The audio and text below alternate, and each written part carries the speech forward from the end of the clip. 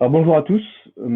Merci encore de vous connecter à ce webinaire autour donc de la cybersécurité et particulièrement autour de l'EDR, de la détection et réponse. Pour m'accompagner sur cette présentation, donc, je suis avec Lionel Doumingue. Ami Lionel, je Ouais, vais te laisser te présenter Ouais, bonjour rapidement. à tous. Donc moi je suis avant-vente chez F-Secure. Je travaille avec Malik, vous le verrez juste après. Notre organisation peut-être un peu atypique, proche en région et proche de nos partenaires et de nos clients. Voilà, donc moi je travaille en binôme donc avec Lionel. Je suis son pendant, on va dire, commercial sur la région du Grand Sud-Ouest et en effet on reviendra un petit peu sur l'organisation. Au niveau du déroulement de notre session, donc le sujet ce matin, c'est comment se protéger en fait des menaces actuelles, des menaces extrêmement avancées auxquelles on fait face aujourd'hui, en ayant une équipe réduite, voire pas d'équipe sécurité dédiée. Et on va voir juste après que, en effet, ça peut être un gros challenge, mais complètement réalisable si on a les bons outils, les bonnes approches. Au niveau du déroulement de notre session, donc on va vous présenter F-Secure ou un rappel pour ceux qui nous connaissent déjà un petit peu. Faire un petit constat, un petit état des lieux de la situation en termes de menaces, en termes de cybersécurité. On va aussi parler d'optimisation, parce que qui dit euh, manque de ressources, manque de temps, traitement d'événements de sécurité, à un moment donné, il va falloir raisonner aussi optimisation, productivité, pour être le plus efficace possible. On se pose aujourd'hui beaucoup la question de l'EDR, en tout cas des sondes de détection et réponse. Beaucoup de questions ressortent quand on se pose la question d'intégrer un EDR ou pas dans mon organisation.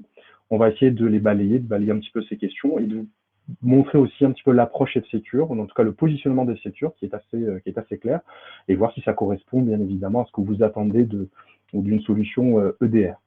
Et enfin, la suite logique et la question, on va dire, qui suit systématiquement après les questions autour du produit ou de la solution ODR, ça va être est-ce que je vais y associer un service managé par un partenaire? Est-ce que je vais moi-même gérer mon EDR, etc. On verra qu'il y a différentes réponses et différentes stratégies autour de ça. Alors, l'idée, c'est que ce soit un petit peu interactif. Donc, si vous avez des questions dans le chat, alors moi, je ne le vois pas parce que j'ai le PowerPoint en plein écran. Donc, Lionel suit le chat. Donc, on essaiera d'y répondre voilà, en live si vous avez des questions. Et si c'est un petit peu compliqué, on attendra la fin de la présentation pour vous répondre dans la mesure du possible. Donc, F-Secure, qui on est très succinctement, donc on est, vous l'avez compris, un éditeur spécialisé dans la cybersécurité. Si on devait résumer brièvement notre activité, on va dire qu'elle se découpe en trois pans bien distincts. Le premier, ça va être toute l'activité consulting, expertise et secure. L'autre activité, ça va être tout le service lié à la détection-réponse, à la réponse à incident F-Secure par le biais des solutions notamment MDR, Countercept. Et enfin, toutes les suites logicielles dont on va parler ce matin pour justement protéger, se prémunir des attaques du moment. F-Secure existe depuis plus d'une trentaine d'années maintenant, donc on n'est pas tout nouveau sur le marché de la sécurité, on fait même partie des anciens. Éditeur européen, finlandais, c'est un point sur lequel on insiste beaucoup avec Lionel. Ça peut paraître comme ça anodin, mais aujourd'hui, quand on choisit son partenaire ou son éditeur, et notamment quand il s'agit de sécurité informatique, il y a quelques points sur lesquels il faut être vigilant, et le fait d'être sur un éditeur européen et même finlandais, parce que ça a sa spécificité, il y a un côté rassurant qui va suivre derrière systématiquement. Société cotée en bourse, donc on a F-Secure, c'est un éditeur qui se porte extrêmement bien, donc c'est toujours important aussi quand on choisit ses partenaires de miser sur des acteurs pérennes. On a un peu moins de 1700 personnes aujourd'hui, réparties bien évidemment sur les différentes BU dont j'ai parlé en tout début. On est présent dans une trentaine de pays. Avec Lionel, vous l'avez compris, on intervient sur la filiale française de F-Secure, donc F-Secure France. Lionel avait évoqué une des particularités d'F-Secure. Ça, c'est un des points sur lequel on insiste énormément. C'est sur notre présence locale. C'est-à-dire que aujourd'hui, donc avec Lionel, on représente l'équipe Sud-Ouest. Mais sachez que vous avez des binômes identiques à chaque fois sur chacune des grandes régions. Donc, s'il y a des sujets que l'on évoque ce matin sur lesquels vous souhaitez aller un peu plus en détail, on vous communiquera les coordonnées de vos interlocuteurs locaux. Donc, vous pouvez nous contacter en direct, hein, même si on s'appuie systématiquement par nos partenaires. Mais on maintient et on insiste beaucoup sur ce contact direct avec les clients et les partenaires en région. Sur la typologie de clients ou les références F-Secure, on n'a pas forcément de client type. La sécurité aujourd'hui, c'est l'affaire de tous. Tout le monde est logé à la même enseigne quand il s'agit de cybersécurité aujourd'hui. Donc, on va faire le grand écart entre la petite TPE, le petit artisan du coin, jusqu'à la protection d'une multinationale ou d'une grande banque ou d'une grande compagnie aérienne présente dans plusieurs pays, etc. Donc, on a aujourd'hui des solutions qui permettent de protéger tout type d'entreprise et tout secteur d'activité, même des secteurs qui sont extrêmement sensibles. Comme je le disais à l'instant, donc on ne vend pas directement nos solutions, donc on va évoquer en effet quelques solutions dans cette présentation. On s'appuie systématiquement par des partenaires, des revendeurs, des intégrateurs. On travaille avec plus de 3500 partenaires aujourd'hui, les plus gros opérateurs dans le monde. Donc on a un réseau, un maillage qui est extrêmement fin avec F-Secure. Notre métier, comme je le disais tout à l'heure, c'est bien évidemment des hommes, mais aussi des technologies. Donc on est identifié chez F-Secure comme étant un hyper spécialiste du endpoint, des terminaux. Et c'est vrai, donc ça, c'est le point de départ, c'est un petit peu le départ de notre écosystème. Donc vous allez voir qu'on part du poste de travail, qui est un petit peu, malheureusement, c'est un petit peu à ce niveau que l'étincelle se lance quand il y a une attaque. Et on vient ensuite rayonner et créer tout cet écosystème pour vous fournir en fait des solutions pour vous protéger le plus efficacement possible. Un élément sur lequel on insiste aussi beaucoup, et je terminerai par ça et qui identifie bien F-Secure, c'est notre valeur vis-à-vis de la protection de la donnée, la protection de la confidentialité des données. On va parler d'EDR ce matin, et par essence, l'EDR, c'est de la collecte d'informations, de la collecte de données, de la corrélation d'informations.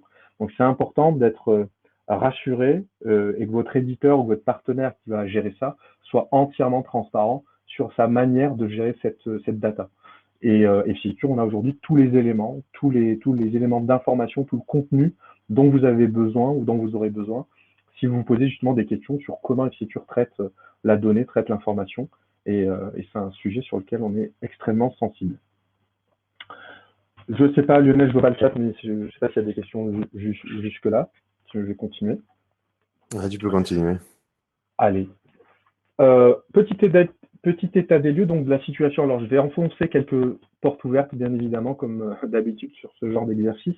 Maintenant, l'idée, c'est qu'on soit bien d'accord sur les différents concepts et les différentes situations.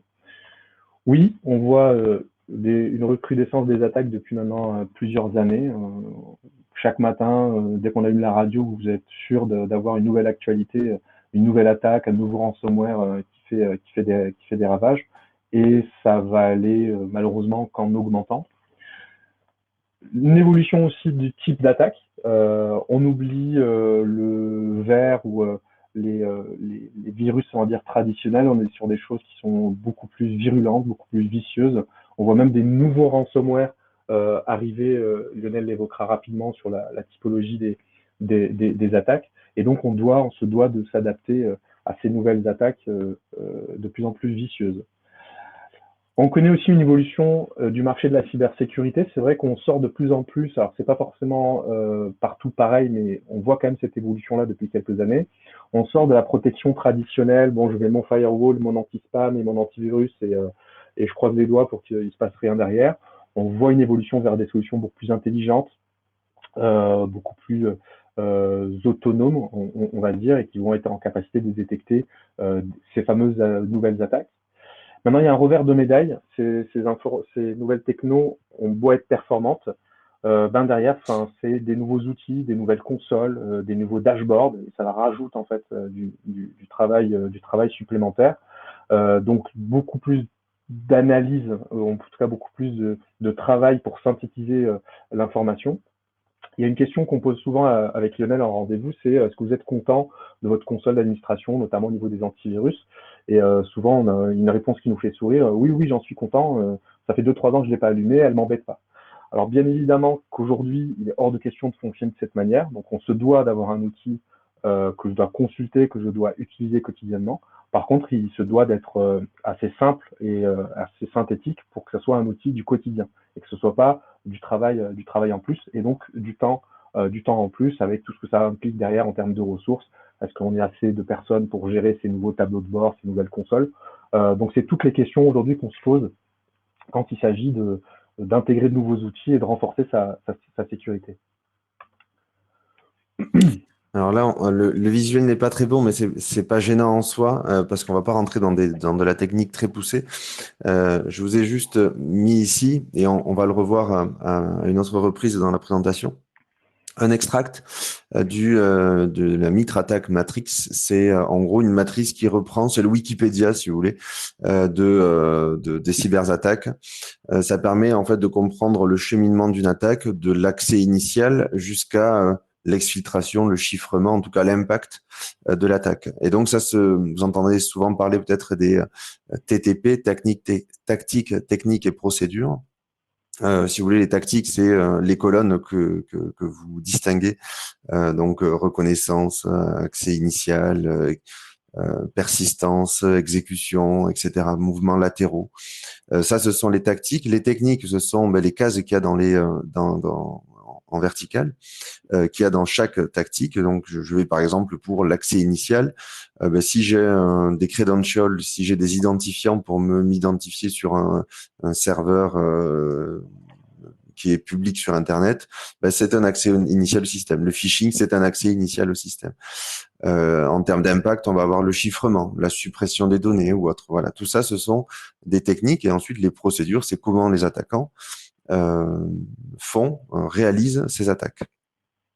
Là, ce qu'on voit, si on prend un petit peu de recul, parce que l'objectif n'étant pas d'aller dans le détail de tout ça, on s'aperçoit qu'on a une bonne connaissance des attaques aujourd'hui, on voit comment elles se déroulent, mais on voit aussi que les attaques sont très structurées, qu'il y a énormément de méthodes d'attaque et qu'il va être difficile de tout voir. Donc, on sait par contre que sur le cheminement de l'attaque, il va falloir être capable d'arrêter au plus tôt ce cheminement-là. Mais c'est complexe, ça peut nécessiter du temps. Donc, très important de choisir le bon outil parce qu'il ne faut pas qu'il soit trop verbeux, il ne faut pas qu'il vous remonte trop d'infos, mais il faut quand même qu'il vous en remonte, qu'elle soit qualifiée. Et le meilleur positionnement pour pour arrêter l'attaque, pour détecter cette attaque, ça se passe au niveau endpoint.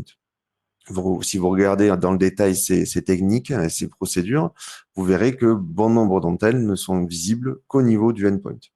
Une approche périmétrique ne permettrait pas de voir l'ensemble de ces mouvements, alors qu'au niveau d'un endpoint, on va vraiment tout voir, ou quasiment tout voir. Tu peux aller sur le slide suivant qui sera un peu plus pratique. J'ai pris le cas de Ragnar Locker, c'est un ransomware qui a fait pas mal de dégâts et qui est intéressant dans le principe et qui démontre bien la limite entre un EPP, donc Endpoint Protection, qu'on a appelé jusqu'alors antivirus, anti-malware, et un EDR, Endpoint Detection and Response. Ragnar Locker, ça a été le premier malware qui a utilisé des briques très connues, des systèmes, du PowerShell. Il va utiliser des accès avec des comptes initiaux au système, avec du RDP, avec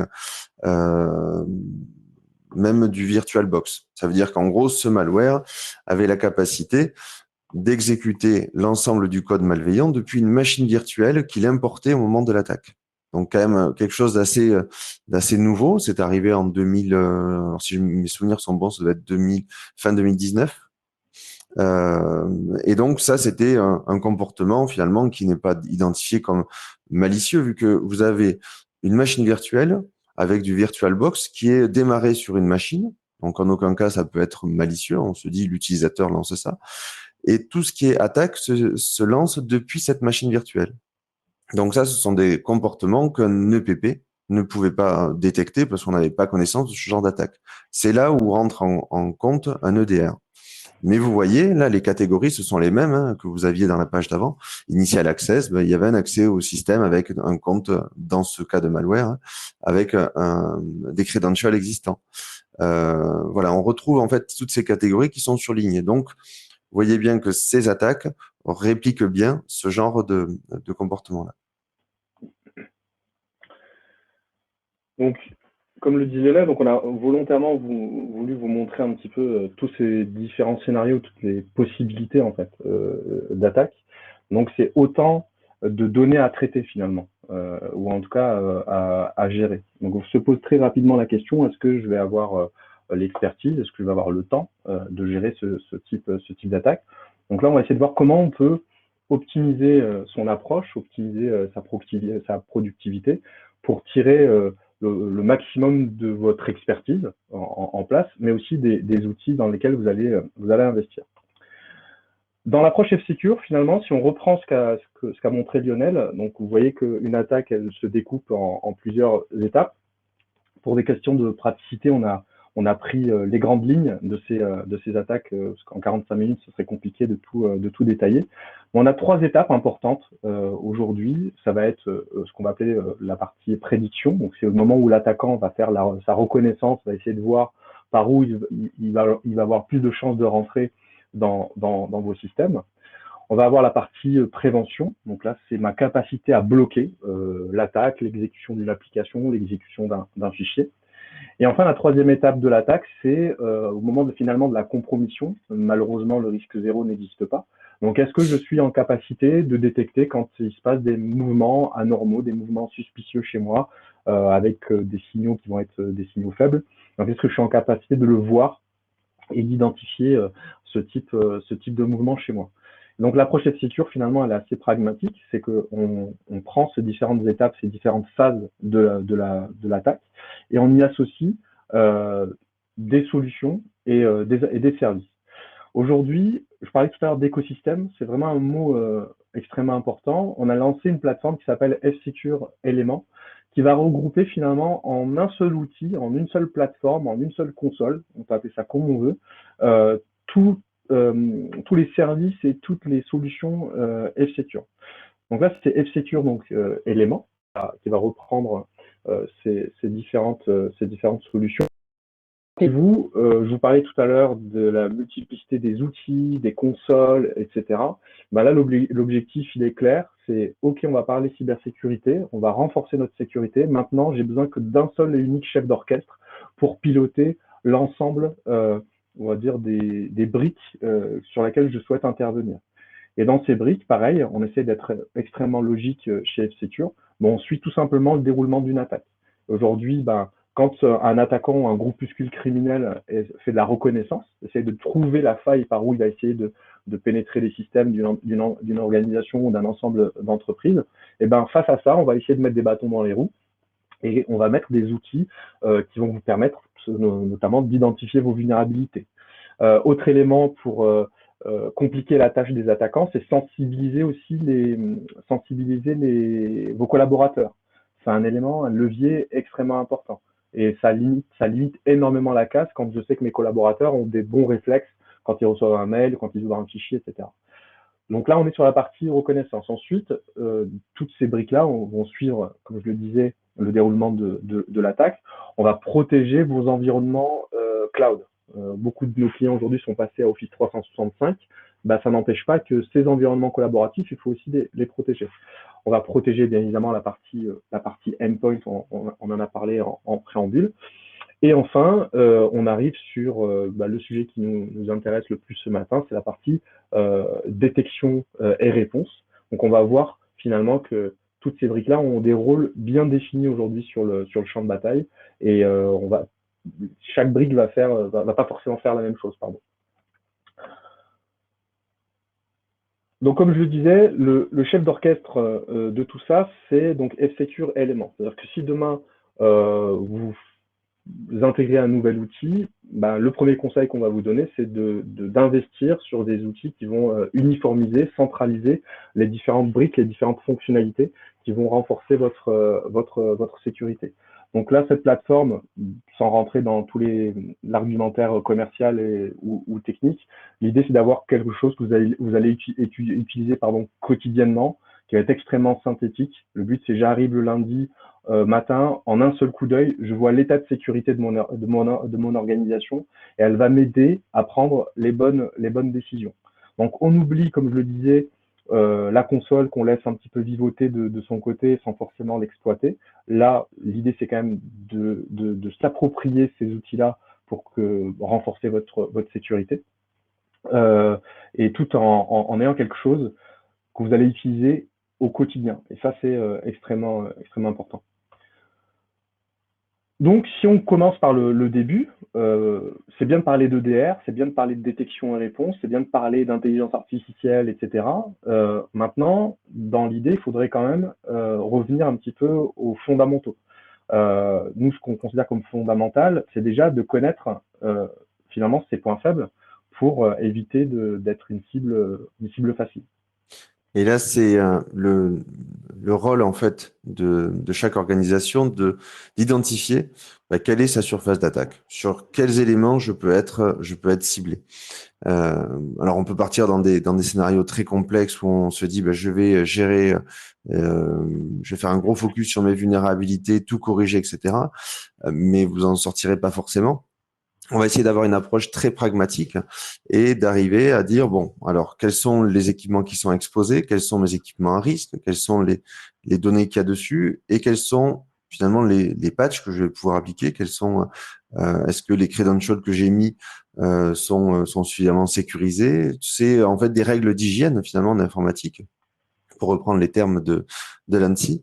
Et là, on va retrouver des outils qui permettront de vous accompagner là-dedans. Ça va pas vous corriger les problèmes, par contre, ça va vous dire, voilà les problèmes qui sont identifiés, voilà la criticité de ces équipements par rapport à d'autres, et donc on va essayer de prioriser pour corriger cette surface, limiter au maximum cette surface d'attaque, et ça correspond vraiment aux premières phases que va faire un attaquant. Il va faire exactement la même chose, sauf que lui, il va se dire, bon, je retrouve telle vulnérabilité sur ce système, je vais essayer de l'exploiter. Il est exposé au web, je vais essayer de l'exploiter, etc., etc. Donc, c'est une étape qui est fondamentale pour l'attaquant et du coup pour la défense aussi, pour arriver à se prémunir au maximum. Je vais même être un petit peu provocateur, c'est-à-dire qu'aujourd'hui, commencer à se lancer dans une réflexion EDR sans forcément avoir assaini sa situation en termes de vulnérabilité, en fait, vous allez intégrer un nouvel outil, mais en laissant des plaies béantes dans votre infrastructure, et c'est pas forcément ce que l'on va préconiser.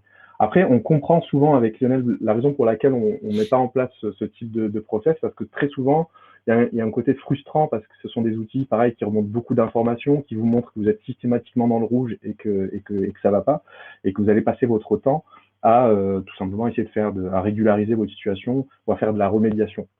Donc, le discours qu'on essaye de dispenser avec Lionel, c'est de se dire, il n'y a pas réellement de mauvaise pratique dès le moment où on intègre ce type d'outil et que je suis conscient et que je connais ma surface d'attaque. Le peu de remédiation que je fais, je sors déjà beaucoup finalement de la masse en fait, des cibles faciles. Donc l'objectif de cet outil de Vulnerability Management, donc comme le disait Lionel, c'est d'assainir votre situation, de vous montrer, de faire un état des lieux en continu de votre situation, parce que l'idée c'est pas d'être dans un visuel ponctuel, c'est-à-dire bon ok je fais un audit, c'est pas bon, c'est rouge et on verra ça dans 2 ans. C'est vraiment de prendre le pouls de votre sécurité quotidiennement, parce que c'est un outil qui est fait pour être utilisé tous les jours, quotidiennement, et qui est assez simple, assez synthétique. Pareil, je reviens sur ce terme-là, pour que ça fasse partie intégrante en fait de vos process. Si je devais retenir 2-3 qualités en fait de vulnerability management, ça va être en effet d'avoir un visuel constant, donc ce côté un peu live de votre situation. C'est un outil qui comment dire, qui est motivant en fait, parce que vous voyez le résultat de façon très graphique de vos actions. Donc il y a un côté un peu encourageant, on oublie le côté frustrant qu'apportent des fois certains outils, certains scanners de vulnérabilité. Et juste en ayant une petite hygiène finalement, eh ben, on arrive à se sortir de 90-95% des problèmes que l'on peut rencontrer. Et enfin, pour terminer, pour moi, c'est un des très gros atouts aussi de cette solution, c'est son côté, il vous donne la possibilité d'être proactif en fait. On va prendre l'exemple là très récent il y avait une grosse faille Exchange qui a fait quelques dégâts il y a quelques mois. Bah, typiquement, vous recevez un bulletin ou vous entendez à la radio qu'il y a telle vulnérabilité, vous arrivez, vous lancez votre vulnerability management. Dans la demi-heure, vous connaissez le statut de votre entreprise ou de votre organisation par rapport à cette vulnérabilité-là en particulier, sans faire appel à un audit à 8-10 000 euros pour juste savoir si je suis rouge ou vert au niveau de mon infrastructure. Donc ça, c'est un gros avantage de cet outil. Et pareil, je le rappelle, il est centralisé dans la même console et vous allez retrouver tous les outils F-Secure, tous les modules F-Secure dans le portail F-Secure Element. On avance d'une étape, si on continue, donc si on avance sur le scénario d'une attaque, donc là on va dire qu'on a réglé le souci au niveau de la reconnaissance, on a mis des bâtons dans les roues aux attaquants, donc ils vont avoir des difficultés à exploiter des vulnérabilités chez moi, puisque j'en ai beaucoup moins que chez d'autres entreprises. Maintenant on va commencer à parler vraiment, en général c'est sur ça qu'on se concentre beaucoup, c'est bloquer l'attaque, quoi, éviter de subir directement l'attaque. Le tableau tout à l'heure avec Ragnar Locker, j'ai fait le même en version un peu plus simplifiée pour que ça soit plus digeste. Ça, c'est finalement le cheminement de l'attaque Ragnar Locker. On retrouve soit une connexion RDP à un serveur exposé, soit une clé USB qui a été récupérée sur un salon ou n'importe, en tout cas qui contient ce malware. On peut imaginer d'autres vecteurs d'attaque, c'est les deux les plus fréquents qu'on a pu voir sur cet outil-là. Derrière, un outil donc du PowerShell pour exécuter un script malicieux qui va lancer des connexions sur le serveur de commande et contrôle de l'attaquant, en tout cas un des serveurs pour récupérer des outils. L'attaquant a besoin d'outils pour lancer son attaque. Il va récupérer du VirtualBox et il va charger dans VirtualBox une image Windows XP. Donc une image d'un OS qui est très très léger finalement. Il avait besoin d'avoir du Windows XP, c'est pas pour ses vulnérabilités, hein, ça il avait pas besoin, mais plutôt pour le volume de transfert qui va être très limité. Ça c'est le fonctionnement de Ragnar Locker. Donc on voit qu'il y a de la créativité, je dirais, des attaquants qui adaptent toujours leur méthode, qui essaient de trouver des nouvelles failles et des nouvelles méthodes d'attaque. Et autre point sur les attaques, si je peux faire un deuxième parallèle avec d'autres attaques, ça va être les ransomware en version 2, je dirais. Il s'agit de ransomware qui, avant de procéder au chiffrement, vont exfiltrer de la donnée pour récupérer la donnée, pour qu'il y ait du chantage au cas où l'entreprise, l'organisation a des sauvegardes qui tiennent la route et qui vont pouvoir restaurer l'ensemble des équipements. Ce que l'on voit sur ces différentes étapes, c'est que finalement, si je prends la première, si je contrôle mes périphériques USB, si je n'ai pas besoin d'aller jusqu'à dire, enfin, quand on peut le faire, c'est bien, mais j'ai pas besoin d'aller jusqu'à dire à l'utilisateur, tu peux brancher que cette clé USB parce qu'elle a été fournie par le service informatique. Ça, c'est bien, mais c'est pas toujours facile et ça demande du temps et vous en avez pas forcément. Donc, par contre, de dire, j'interdis l'exécution depuis les clés USB, j'interdis l'écriture sur des clés USB, bah, c'est quelque chose qu'on peut faire. PowerShell, pourquoi autoriser les utilisateurs à lancer du PowerShell avec tous les droits? On peut limiter ces droits-là.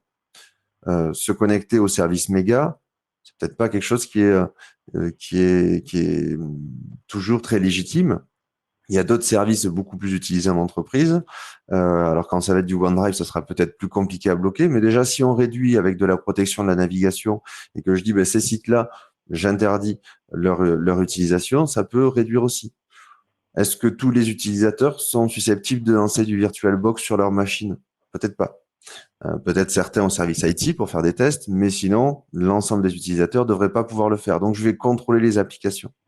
Tout ça pour dire qu'en fait, quand j'utilise une solution d'endpoint protection, un EPP, je l'utilise pas uniquement pour faire de l'antivirus, anti-malware, c'est-à-dire de l'analyse pour détecter des fichiers malveillants, c'est que ça embarque tout un tas de briques de protection qui vont vous permettre de réduire votre surface d'attaque. Et ça, c'est un des fondamentaux à ne pas oublier.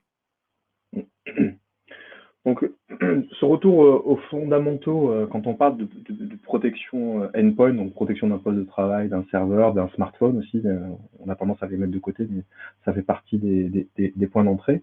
On avait un discours se répandre depuis quelques années. Alors, avec Lionel, on est chez F-Secure depuis 2014, et on a vu un discours apparaître depuis quelques temps, c'est les solutions next-gen, de l'analyse comportementale, de l'intelligence artificielle, avec tout le vernis marketing qui peut y avoir autour, voire même certains constructeurs, certains éditeurs qui expliquent à des clients que la protection ou les modules un peu plus classiques ne sont plus d'utilité et que juste en mettant un EDR et éventuellement un outil uniquement d'analyse comportementale, ça suffira.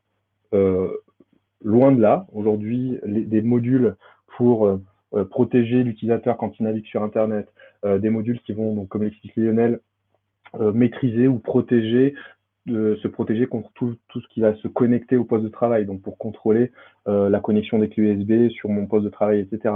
Contrôler les applications qui vont s'exécuter chez moi, est-ce qu'elles sont légitimes dans mon organisation ou pas. Donc oui, ça fait partie d'outils, on va dire, un peu plus classiques, mais ils sont encore extrêmement importants pour avoir, on va dire, une protection complète. Et il faut se rappeler un petit peu de l'objet de ce webinaire, c'est comment je peux faire pour m'éviter, quand je vais intégrer mon EDR, de traiter 15 000, 20 000 détections par semaine parce que il n'y a que mon EDR qui me remonte de l'information. Et d'avoir une protection endpoint complète, et ben ça limite déjà énormément de travail et ça évite des remontées d'informations qui ne sont pas forcément utiles sur un EDR typiquement. Bien évidemment, en termes de briques, pareil, il y a un minimum à avoir aujourd'hui quand on intègre une protection. Donc là, on est bien d'accord, hein, on n'est pas encore dans la notion d'EDR. Là, c'est ma protection pour éviter que l'attaque se lance, qu'un fichier s'exécute, un fichier malveillant s'exécute, qu'une menace inconnue s'exécute, etc. Donc chez F-Secure, on a une réponse, on va dire, qui essaye de répondre à la majorité des besoins. Donc la première, bien évidemment, il y a une protection antivirale. C'est une analyse statique, on est sur de la protection traditionnelle, mais c'est une brique parmi d'autres, ça représente 10-15% de la protection, mais elle a le mérite d'être là et elle a son utilité. Ensuite, on va passer de l'analyse comportementale. Donc là, pareil, donc ça c'est une brique importante. En général, aujourd'hui, toutes les protections endpoint proposent au moins une analyse comportementale avec DeepGuard pour citer le module chez F-Secure. Et enfin, pour terminer, donc là, c'est on va dire toutes les technos. Alors, il y en a qui vont mettre ça sous l'intelligence artificielle, le data science, etc. C'est clairement, on va dire, c'est cette brique ou cette couche intelligente qu'on va apporter pour justement s'adapter à ces menaces qui sont des espèces d'hybrides entre des attaques de masse et qui vont aussi utiliser des méthodes d'attaque ciblées. Et on se doit d'avoir aujourd'hui des outils aussi intelligents finalement que les attaques que l'on va subir. Et ça, c'est la partie protection EPP F-Secure. Donc là, vous l'avez compris, hein, c'est ma barrière, c'est ma porte blindée pour éviter que je subisse l'attaque. Malheureusement, le risque zéro n'existe pas, et c'est là que l'EDR, la notion d'EDR, va prendre tout son sens et va commencer à jouer son rôle. Donc là, on n'est plus dans du blocage, on est dans de la détection d'événements anormaux, d'événements suspicieux.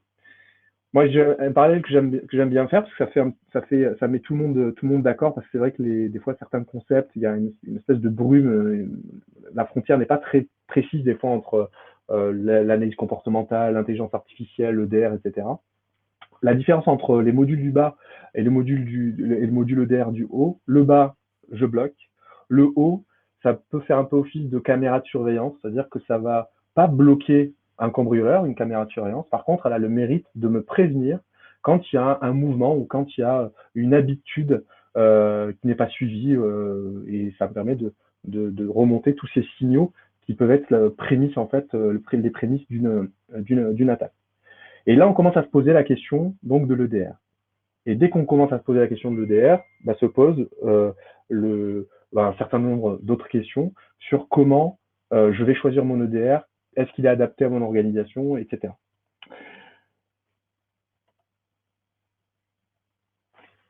Vous avez peut-être déjà dû le remarquer, ou vous avez peut-être déjà sollicité d'autres éditeurs ou des éditeurs d'EDR. Vous avez aujourd'hui autant d'éditeurs, de constructeurs que de philosophies d'EDR, donc c'est très très compliqué de se retrouver un petit peu dans cette jungle.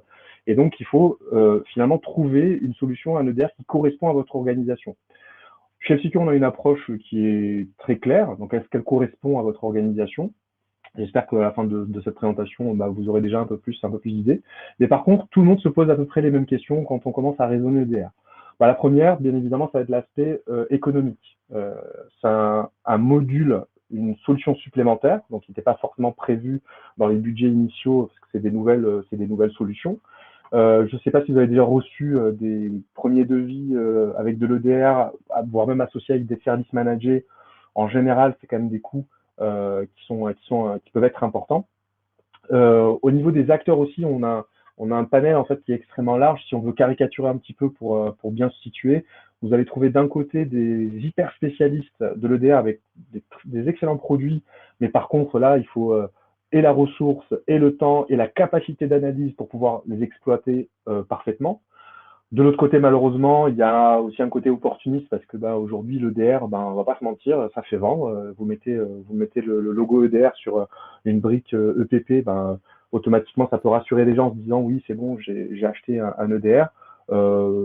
C'est rarement le cas puisque un EDR n'est pas un outil automatique. C'est un outil qui demande quand même de consulter certains événements, de gérer des détections. Et on retrouve des fois certains discours un peu de DR en mode full auto où je vais pas m'en occuper. Clairement, ça n'existe pas. Donc il faut essayer de mettre le curseur un petit peu au bon endroit, trouver le juste milieu. Et ça, finalement, vous êtes presque les seuls en fait à pouvoir déterminer ça et à trouver le bon équilibre. Chez F-Secure, nous, il n'y a pas de débat. On part du principe qu'un EDR, ça doit être un outil qui peut être utilisé dans l'organisation, qui peut être utilisé par une équipe classique d'un service informatique ou d'un service IT, et qui peut être utilisé quotidiennement, sans être connecté H24 sur les écrans, etc. Donc voilà un petit peu les différentes questions que vous allez vous poser et sur lesquelles on peut vous apporter des réponses, on peut vous accompagner si vous avez des questions là-dessus.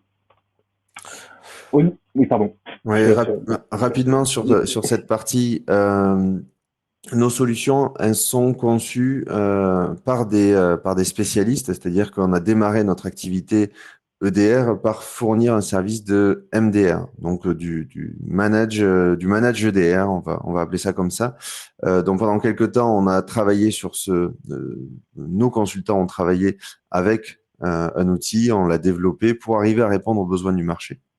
Ce qui fait qu'aujourd'hui, on se retrouve avec une équipe qui est capable de faire du véritable threat hunting, qui est capable de donner des conseils aux équipes de développement pour dire on a besoin de ça, on a besoin de cet outil, on a besoin de détecter telle ou telle chose. Et il se base sur une équipe qui fait aussi de la threat intelligence. Donc, ça veut dire une équipe qui va être en veille constante des attaques, de ce qui se passe, avec de la collaboration interéditeur, mais aussi des solutions qui nous sont propres pour arriver à capter cette information et à en faire bénéficier l'ensemble de nos clients. Parce que l'objectif, c'est de dire, finalement, j'ai des consultants qui savent comment fonctionnent les attaques. J'ai des équipes qui sont là pour dire voilà quelles sont les attaques. J'ai des équipes qui sont là pour faire le lien, faire les algorithmes et créer les produits, les technologies qui vont permettre de bénéficier de toutes ces informations, de toutes ces compétences au sein d'une technologie que l'on va vous proposer. Donc cette technologie, c'est donc F-Secure Element Detection and Response. Donc on suit toujours le même fil conducteur. Donc c'est un module qui est aussi intégré à la plateforme F-Secure Element que vous allez retrouver sur la même console. Et si on devait faire quelques chiffres, on a fait quelques stats, voilà, pour dire sur 300 capteurs déployés dans une entreprise, on va générer à peu près 500 millions d'événements. Enfin, on va collecter 500 millions d'événements chaque mois. Notre objectif étant de vous fournir des solutions simples, efficace et simple. On va pas vous demander de regarder tous ces logs, sinon ça fera comme les anciennes sondes réseau, les IDS et IPS qu'on a connues il y a quelques années et qui généraient juste du bruit. Donc notre objectif, c'est d'arriver à dire, voilà, je vais réduire à travers 3 couches d'analyse pour que vous n'ayez non pas 500 millions d'événements à regarder, mais d'avoir 25 événements d'hyper qualifiés, 24 événements qui sont très, très qualifiés, et 7 où on va vous demander votre investigation. Il va falloir passer un peu de temps. On va voir comment on va gérer ce temps un peu plus tard dans la présentation, mais uniquement 7 détections par mois seront à traiter pour 300 endpoints. Voilà, deux détections pour 100 capteurs à peu près. Donc, pour pouvoir passer de ces 500 millions à ces fameuses 7 détections, donc c'est cette synergie, c'est le fait de capitaliser en fait sur les différentes ressources F-Secure, mais c'est ce qui permet de pré-mâcher le travail et de garder uniquement finalement l'essentiel et ce qui correspond à votre organisation. C'est-à-dire que vous êtes les mieux placés pour prendre la bonne décision par rapport à cette détection. Donc là, avec détection F-Secure Detection and Response, on fournit donc une sonde qui va être activée sur votre serveur ou votre poste de travail, qui va remonter un certain nombre d'informations. On va faire de la corrélation, donc on va passer par de l'intelligence artificielle, par la fameuse cellule de Threat Intelligence F-Secure, pour essayer de passer tout ça dans une espèce de moulinette pour uniquement garder l'essentiel des infos dont vous allez avoir besoin. Et tout ça dans la même plateforme, sur la même console. Et si on veut pousser encore même la réflexion un peu plus loin, aujourd'hui, si vous avez vos propres outils pour monitorer votre parc, etc., on a un système d'intégration par API. C'est-à-dire que si vous voulez absolument utiliser vos propres plateformes, eh bien, vous pouvez récupérer ces informations, d'ailleurs pour tous les outils F-Secure, sur vos propres outils, vos propres plateformes pour éviter cette multiplication de consoles et de plateformes. Juste un dernier point sur ça. Nous avons participé aux 3 tests, 3 rounds du MITRE. Dans les 3 rounds, vous pourrez regarder les résultats. Donc, ils ont évalué les EDR du marché. Vous pourrez regarder nos résultats qui sont tout à fait honorables et qui démontrent en fait une chose qui est importante, c'est qu'on a un spectre d'analyse qui est très vaste. Donc, on arrive à récupérer de l'information sur énormément de techniques qu'on a pu voir en introduction, mais qu'on qualifie énormément l'information, que vous allez avoir derrière une véritable vision et une traduction des éléments techniques en phrases compréhensibles d'un humain. Et ça, c'est ce qui fait notre force et ce que ressort dans les différents tests qu'on a pu passer sur ces solutions. Maintenant vient se poser la question d'externaliser, de construire son SOC. Nous, on va avoir une approche hybride, c'est-à-dire que progressivement, vous aurez le choix de dire je veux mettre en place un SOC, mais j'en ai pas encore, je sais pas si j'en ai les compétences, je sais pas si j'en ai le budget. Par contre, je sais qu'il faut me protéger. Donc, ce qu'on vous propose, c'est d'avoir un cheminement assez simple chez nous. Vous prenez la solution, vous allez avoir donc les 2 détections critiques à traiter pour 100 postes par mois. Ces 2 détections, alors après les échelles, si vous avez un parc à 2, 3, 4 000, voire plus de machines, ne faites pas une règle de 3, ça fonctionnera pas forcément parce que plus c'est pas si simple en termes de mathématiques. Plus on a de postes, moins on aura d'alertes critiques. On va avoir des similitudes entre les alertes et les différents postes. Donc, ne faites pas simplement une règle de 3. Mais si on part sur cette base des 300 endpoints, on va dire, voilà, 2 alertes par mois critiques à traiter. Donc, c'est de savoir d'être notifié rapidement. Vous n'avez pas beaucoup de temps à consacrer à cet outil, enfin, aux outils en général. Donc, dans ces cas-là, on va demander à traiter juste les alertes critiques dans un délai de 5 minutes. C'est-à-dire que vous recevez l'alerte, vous allez sur le portail, vous regardez ce qui se passe. En 5 minutes, vous devez être capable de dire, j'ai trié, je sais que cette détection, elle est critique, elle correspond effectivement à une attaque, et donc il va falloir que je mette en place un plan de réponse. Ou alors, c'est un faux positif parce que oui, effectivement, on a mis à jour cette appli ou c'est un script qu'on vient de créer, donc il va falloir le whitelister. Dans le deuxième scénario, on clôture, c'est terminé, on le fait en faux positif, on ne sera plus alerté. Dans le scénario où j'ai vraiment une attaque, c'est suspicieux, et vous avez besoin d'approfondir, donc vous allez avoir d'autres informations disponibles dans le portail pour aller plus loin, mais on a pensé notre interface pour aller vraiment très vite dans la qualification de ces événements. Là où on va passer en mode hybride, c'est que finalement, vous n'avez pas forcément le temps, les personnes avec les compétences qui vont bien pour aller investiguer toutes les détections. Et dans ces cas-là, on va vous proposer d'escalader chez nous le traitement, la qualification de cet événement. On va pas répondre à votre place, on va pas mettre en place la remédiation, mais notre SOC, nos experts vont prendre la main sur le portail, vont regarder la détection, vont vous l'expliquer, vont vous dire attention, on a effectivement cette suspicion. Pour la valider, il faudra avoir les informations de votre firewall, les informations de votre proxy, il faudrait récupérer telle ou telle chose, des informations de l'utilisateur. Et en fait, on rentre en fait dans un mode de collaboration. L'objectif sera de répondre derrière et de vous proposer un plan de réponse pour vous dire voilà ce qu'on vous propose de faire dans le cadre de cette attaque jusqu'à la remise en production de votre IT. Sur le slide d'après, on voit une petite capture de ces échanges. En gros, c'est intégré totalement à la plateforme.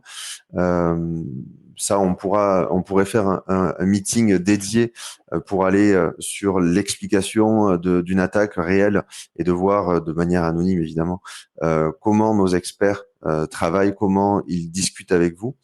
Et ça peut être fait à travers soit un partenaire, ça veut dire qu'un partenaire F-Secure peut vous fournir du service, mais peut également être réadossé à notre service pour faire l'interface, parce qu'on va retrouver évidemment des experts qui sont, enfin ça sera une expertise en langue anglaise, donc aussi ça peut permettre de fluidifier toutes ces discussions. Donc, pour résumer hein, les différents points qu'on a abordés aujourd'hui, ne pas oublier les basiques, regarder quelle est sa surface d'attaque, mettre en place des solutions endpoint type EPP, donc c'est pas utile, c'est obligatoire de mettre ça en place, d'utiliser toutes les briques de prévention possibles sur ces outils-là. Et quand il s'agit de l'EDR, il va falloir être capable de mesurer quel est l'EDR qui me convient. Est-ce que c'est quelque chose de très verbeux parce que j'ai le temps, j'ai les services j'ai les équipes qui permettent, qui sont dédiées à faire ça, ou est-ce que non, je mets déjà un premier pied dedans, j'ai pas forcément la connaissance, donc je vais prendre plutôt une solution qui me mâche le travail, qui va me permettre de monter en compétences, quitte à ce que j'externalise tout ou partie de du travail d'analyse des détections pour être accompagné de bout en bout. Donc j'espère que vous aurez appris des choses dans ce webinaire. Si vous avez des questions, n'hésitez pas à les poser dans le chat. Je vois on a un tout petit peu débordé sur la présentation, mais on peut rester encore quelques minutes si vous avez des questions. Il y avait une seule question à laquelle je n'ai pas répondu en début de présentation, mais je vais y répondre. Et il y a des femmes chez F-Secure, désolé. On a fait ça avec l'équipe Sud-Ouest et on n'a pas de femmes dans notre équipe, par contre. Bon, dans les modérateurs, il y a Jennifer quand même. On l'entend pas, mais elle est là. Elle nous surveille. Et on en retrouve un autre responsable de l'attaque DevTeam, donc notre laboratoire. Christine Berjasco, qui est une des plus visibles, en tout cas chez F-Secure.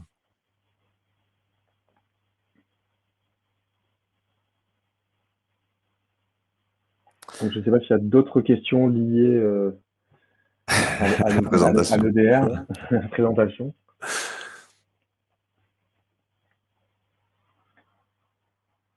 Pas de questions. Ouais, très bien. Bon, en tout cas, s'il y a besoin de compléments d'information, donc on va faire un petit mail pour vous donner les coordonnées de vos interlocuteurs en région si besoin. Partager aussi les éléments de la présentation. Ah, Yannick.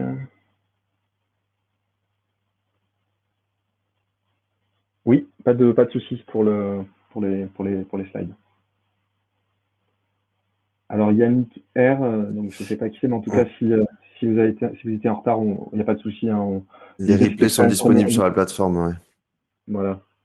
Après, s'il y a besoin de faire un petit refresh ou de rentrer un peu plus dans certains en détail sur certains concepts, n'hésitez pas à me contacter. Euh, Tu as répondu à la dernière question. Est-ce que la solution serait adaptée à une TPE? Ben, nous, on vous dira forcément oui. Après, vous pouvez aussi nous contacter. On peut mettre ça en test. Comme ça, vous verrez aussi ben, ce que ça va remonter comme information. Vous pourrez mesurer en fait l'effort que vous aurez à fournir. Mais en tout cas, oui, c'est destiné à de la TPE, de la PME, du plus grand compte. On retrouve vraiment tout type de clients sur cette solution. La question pour compléter ce que dit Lionel, c'est pas forcément est-ce que la solution est surdimensionnée ou est-ce que vous en avez vraiment besoin. La réponse est oui. Un EDR aujourd'hui est utile dans tout type d'organisation. Maintenant, c'est plus votre capacité à l'exploiter. Voilà. Parce qu'aujourd'hui, comme je le disais, un EDR tout automatique qu'on laisse vivre tout seul, pour le moment en tout cas, ça n'existe pas. Donc il faut intégrer en fait cette notion-là. Ici c'est le cas, si c'est un sujet qui est sensible pour vous, si vous avez une ressource typiquement, il n'y a pas de souci, ça s'intègre complètement dans une TPE.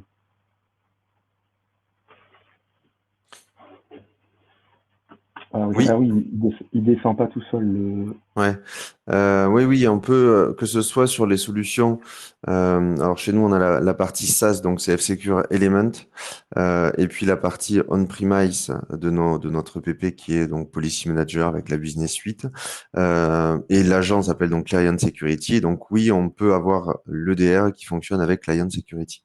Ça restera un EDR en mode SaaS, c'est-à-dire que les informations seront envoyées chez nous pour analyse. Donc la plateforme reste hébergée chez nous, mais elle peut fonctionner avec le même agent. Il n'y a pas de nouveau déploiement, c'est un seul agent unique. C'est juste que la licence vous permettra d'ouvrir les robinets, de nous envoyer en fait les événements de sécurité.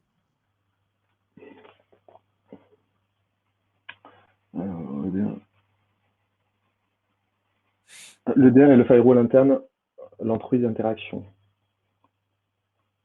Alors s'il y a, on va pas le faire directement, c'est-à-dire qu'on n'est pas en mesure de dire depuis le DR, je vais piloter le pare-feu périmétrique. Par contre, vous trouverez des synergies entre le DR et notre firewall de poste de travail, enfin poste de travail ou serveur.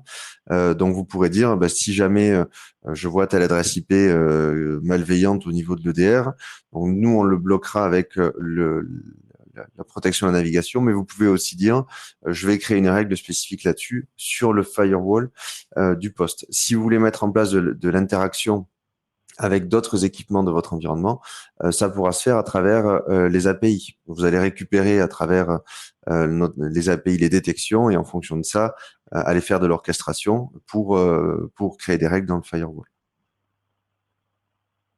Version serveur, oui. Version serveur, c'est effectivement disponible, que ce soit sur Windows, sur Mac également et sur Linux. On fournit des sondes EDR et des agents Endpoint Protection sur l'ensemble du parc.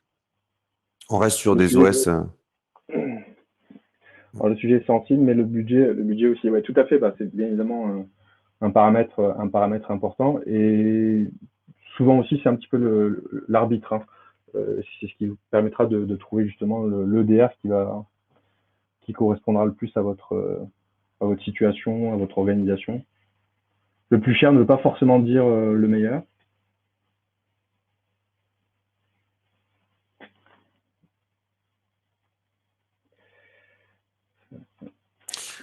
Et après, si vous voulez avoir un peu plus d'infos, parce on a balayé quand même pas mal de sujets, donc soit sur les solutions, soit sur des points spécifiques. Quand on parle du MITRE, c'est aujourd'hui un organisme dont on est obligé de parler. C'est le seul qui a fait vraiment ce travail euh, d'évaluation des EDR ou autre.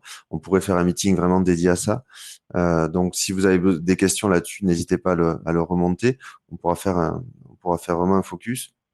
Et également sur la partie Elevate to F-Secure, donc le fait d'accéder à notre SOC et à nos experts.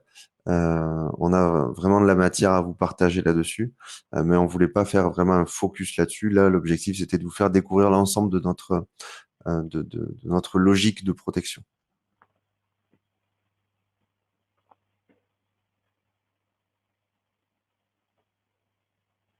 J'attends encore quelques questions s'il y en a.